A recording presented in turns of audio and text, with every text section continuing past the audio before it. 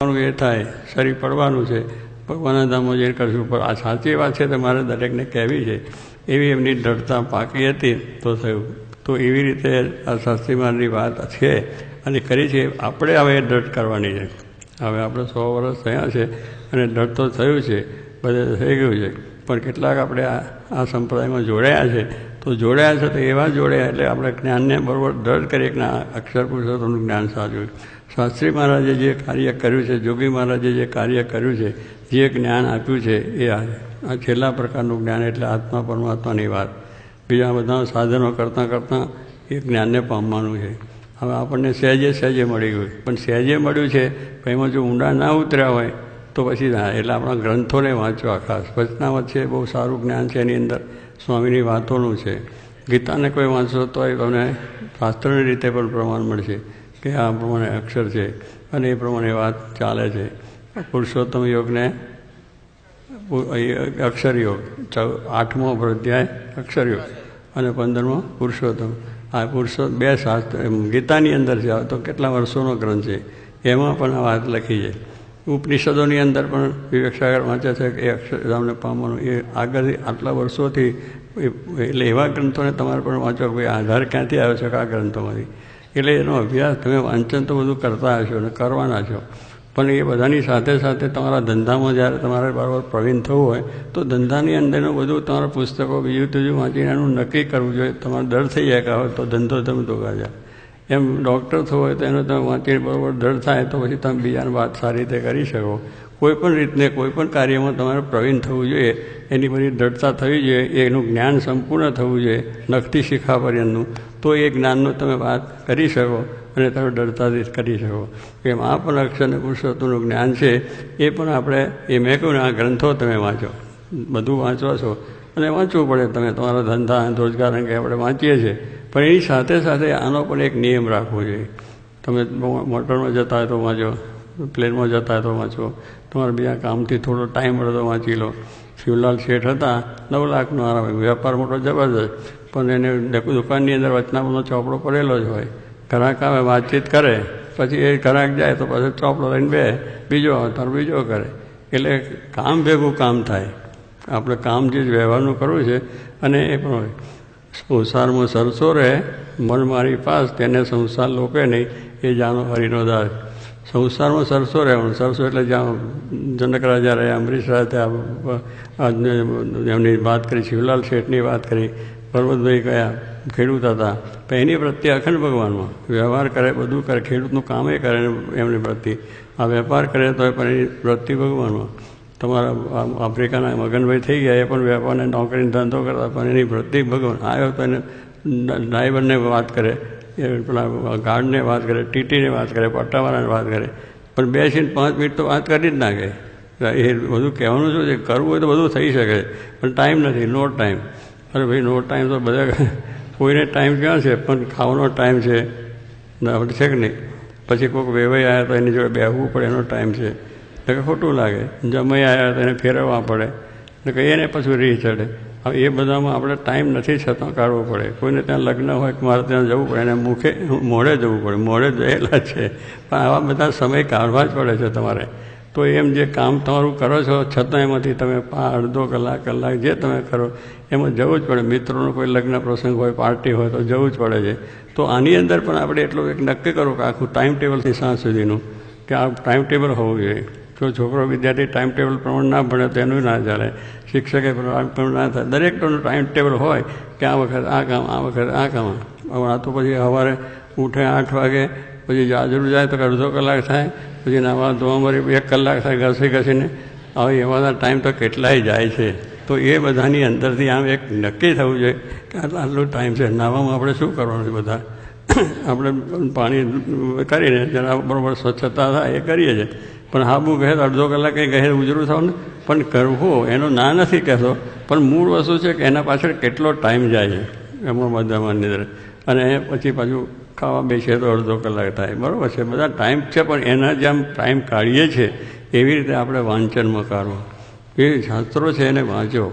તો આપણી દ્રઢતા પૂરેપૂરી થાય. આપણે સમજીએ જે સંપ્રદાયમાં થયા છે તો એ સંપ્રદાયનું સંપૂર્ણ આપણે જ્ઞાન હોવું જોઈએ. કોઈ પ્રતિપત્તિ આવે તો આપણે એને કહી શકીએ કે નહીં આનો આધાર છે, આનું આ પ્રમાણ છે, આનું આ વસ્તુ છે, તો આપણી દ્રઢતા સાચી થતી જાય અને આપણું કાર્ય થતું જાય. એટલે આ પ્રમાણે છે. એટલે હવે આ વર્ષે આપણે એ પણ એક જે નિયમ છે એ નિયમની અંદર તે બધી વાત આવશે, કરી લઈશું, વાંચી લઈશું એમ નથી, બહુ ઊંડાણથી વાંચવાનું. એટલે શું વાંચીને થોડો વિચાર કરવાનો, અંતરદ્રષ્ટિ કરે છે ને કે મેં આ વાંચ્યું છે, એમાં વાત છે, આ છે, તે છે, બીજે દાડે પણ તે દાડે. એટલે આનું વાંચનની સાથે મનન, નિધિધ્યાસને સાક્ષાત્કાર.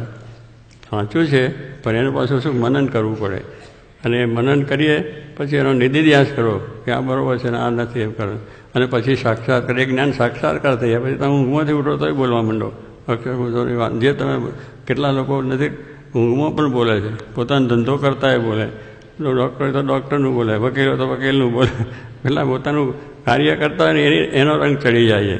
તો આવા આપણું જ્ઞાનનું કેમ રંગ ના ચડે એ પણ ચડી જાય. કે જ્યારે ઊંઘ પર ત્યારે વાત થાય તો આવી જ્યારે આપણી દ્રઢતા થાય છે તો આપણે પેલું શું પૂર્ણ જ્ઞાન થવું છે, પૂરેપૂરું જ્ઞાન થવું છે. જે કોઈ પણ આવે તો હલાવી શકે નહીં, અને આપણે એને સારી રીતે સમજાવી શકીએ. આજે થયા છે સત્સંગ વધ્યો એનું શું કારણ, જેને ડરતા થઈ, સંતોને ડરતા થઈ તો સંતોએ વાતો કરી, હરિભક્તોને વાત સમજી તો હરિભક્તોએ વાત કરી. આ તો સત્સંગે આમ વધતો ગયો છે ને લઈને એક સત્સંગીને થયો તેના સગાવાલાને થયો, એને બધાને વાત કરી તો એમને પણ થઈ ગયો. બીજા વળી એમના સગાને કહે, એમ કરતાં કરતાં બધાને સત્સંગ થયો.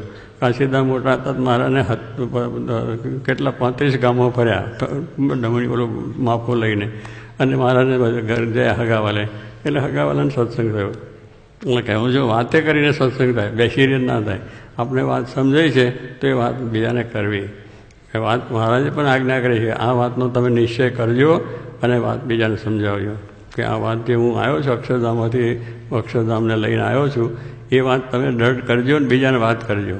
આજ્ઞા છે આપણને. એટલે આપણે દૃઢતા થશે તો વાત થશે. આપણે ધંધાની વાત કરવા કેટલા વખત થાકીએ છીએ, ધંધો મારો બહુ સારો છે, ને ગ્રાહક આવે 1 ટાંકોની 10 ટાંકા બતાવી દે, ફરી પાછો બીજો આવે તો લે નહીં, અને પાછો જાય તો પણ ફરી એટલો ને એટલો જ્ઞાન, એટલી ને એટલી વાત દૃઢતાથી કરે. બહુ માલ છે, ખરો છે ને સારો છે ને તું મારો જૂનો છે ને લાભું છું ને, એકની એક વાત દાડામ કરવી પડે. શું એમાં થાક નથી લાગતો, કાંઈ ફળ દેખાય છે, પૈસા મળવાના. એમ આ પણ આપણે મોક્ષની વાત છે, મોક્ષ માટેની વાત છે. એને ભલે વારે વારે કરવી પડે.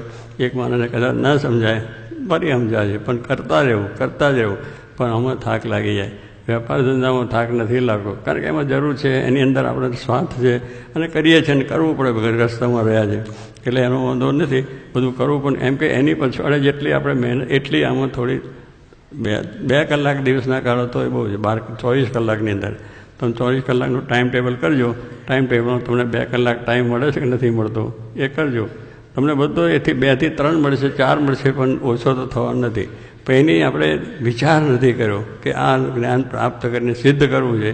એ જો થશે, જેમ સિદ્ધ વેપારમાં, ધંધામાં, નોકરીમાં, ડિગ્રીઓ મેળવવામાં આપણે કેટલી બધી તાણ છે અને મેળવીએ છીએ, એવી રીતે આ પણ એક ડિગ્રી છે. આપણે જ્ઞાનની ડિગ્રી છે, અક્ષર પુરુષોત્તમ જ્ઞાન બ્રહ્મપરનું એક ડિગ્રી છે.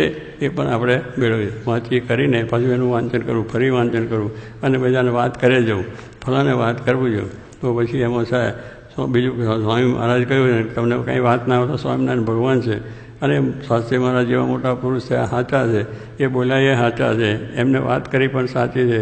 એ સાધુઓ એ કંઈક ગમે તેવા લેભાગુ નહોતા, બહુ જ મહાન પુરુષ જેને આટલું મોટું કાર્ય કર્યું, એટલું કેટલા મહાન થાય. તો એમનામાં વિશ્વાસ રાખીને આપણે વાત બીજાને કરીને કે સમજાય ના સમજાય એમ થાય કંઈ નહીં. ના, શાસ્ત્રી મહારાજ એવું ધાર્યું તો માર પડ્યો, અપમાન થયું, તિરસ્કાર કર્યા, બંડ્યા કર્યા, તો એ મૂક્યું નહીં જ્ઞાન કે ચાલો મૂકી દો ને, જેને બીજાને કરવું છે તો કરશે, આપણે શું માર ખાઈને કરવું છે. જો મૂક્યું હોત તો આપણે બેસે નહીં બધા, અહીં આયા કોઈ થાય એમને કર્યું આવું કે ના, એક માણસને કરવું છે. એમ આપણી પણ એ દૃઢતા થવી જોઈએ. આ શતાબ્દી ઉત્સવ ચાલે છે, એમાં દરેકે એવી રીતે દૃઢતા કરવી કે આપણે દરરોજ સ્વામી તો યોજ્યું દર 1 વર્ષમાં 5 તો સત્સંગી કરવા. તમે દરરોજ એકને વાત કરતાં પણ 5 વર્ષે તો વર્ષે દાડે તો થઈ જાય. સ્વામી એવા નિયમ આપતા, જોગી મહારાજ નિયમ આપતા ને, આપણે નિયમ આપીએ ને 5 માળા કરજો ફળ, તો જોગી મહારાજ કહેતા કે વર્ષમાં 5 સત્સંગી કરવા, બીજા 5નો વ્યસન મુકાવવા. હવે બધું નિયમ આપતા. જો એ પ્રમાણે કરીએ તો આપણું દૃઢતા થતી જાય. તમે જેટલું જ્ઞાન બીજાને કરો તો તમારું જ્ઞાન એટલું દૃઢતું થાય, પાકું થતું જાય. એટલે આવી રીતનું આ જ્ઞાન છે. માટે મહારાજની આજ્ઞા છે, સાચી મારો દાખલો છે. હવે એ દાખલો છે એમને તો સુફળ કર્યો છે, વિજયમાં ડંકા બધી વાત કરીએ છીએ, તો એમાં આપણે શું, આપણે આવી જો સેવામાં જોડાયા છો તો બધાને એ લાભ મળ્યો છે. અને વધારે લાભ મળે એને માટે આપણે પણ આ જ્ઞાન ધારકને બીજા હજારોને પાછા આપણે આપીએ. તો જે એમનો સંકલ્પ છે બ્રહ્માંડમાં સત્સંગ કરાવો કે દુનિયામાં સત્સંગ કરાવો છે, મુંબઈ રંગવું છે કે લંડન રંગવું છે, એ ત્યારે થશે કે આપણે એને બરાબર દર્દ કરી અને બીજાને કહેતા જઈશું. તો મહારાજને પ્રાર્થના કરીએ કે આપ બધાએ ખૂબ અમારે જ્ઞાન થયું છે, સત્સંગ થયો છે, પોતાનું સમર્પણ કર્યું છે, સેવાઓ પણ સારી થાય છે, વ્યવસ્થિત થાય છે, બધું થાય છે, પણ આ જ્ઞાનની જે દ્રઢતા છે એ પૂરી આપણે થાય એને માટે નિરંતર એનું અનુસંધાન રાખીને એનું વાંચન છે, પઠન છે, બીજાને વાત કરવી છે, સમજણ આપવી છે, આ પણ આપણે ચાલુ ભેગો રાખીએ તો બધું અંતરમાં શાંતિ થાય, કુટુંબમાં શાંતિ થાય અને મારાના ધામમાં જઈને સુખ્યા થઈ જવાય એવું બળ મારા સર્વને આપે પ્રાર્થના.